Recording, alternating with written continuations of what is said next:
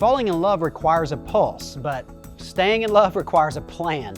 Let's talk about what that plan looks like. Jesus said we need to make love a verb.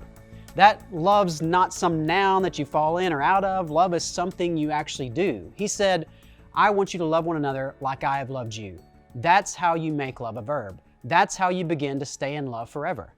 But what actually does that mean practically? Well, it means you value that person you want to be in love with for the rest of your life. You value them as if they are more important than you. Every single day you treat them, respond to them, react to them, respect them, interact with them as if they are the most important person in the room. That doesn't mean they have more intrinsic value than you do, but just like last time you went to a wedding, you weren't the most important person in the room there. At the reception, everybody lined up to speak to the bride and groom. Nobody lined up to speak to you. In the same way, every morning when you wake up, every day when you come home from work, every time you're the one who want to stay in love with the rest of your life with, you treat that person like you would treat a bride on her wedding day. You make every decision as if they are the most important person in the room. But they don't treat me that way. Doesn't matter. But they don't deserve it. That's not the point. Love is not a feeling. Love is a verb. It's something you decide to do. You make a conscious decision. This is how I will love this person.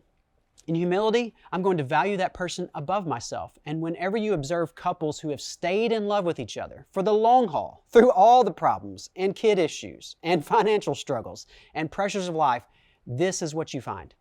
They understand they've got to treat each other not like they deserve to be treated, not like they were treated in the past, but every single day they make the choice to love each other and value each other as if nobody on the planet is more important. Now let me ask you something. Isn't that how you want your spouse to treat you? Well, of course it is. So give them what you want. And here's the irony. At one point when you fell in love, you believed that and you treated them that way. So go back and recapture that. Keep doing it when you feel like it and when you don't. When they deserve it and when they don't. Because that's how you make love a verb. What would it look like for you to do that in your marriage? What would you have to change to start acting that way? And if you're thinking, but I don't feel like doing that.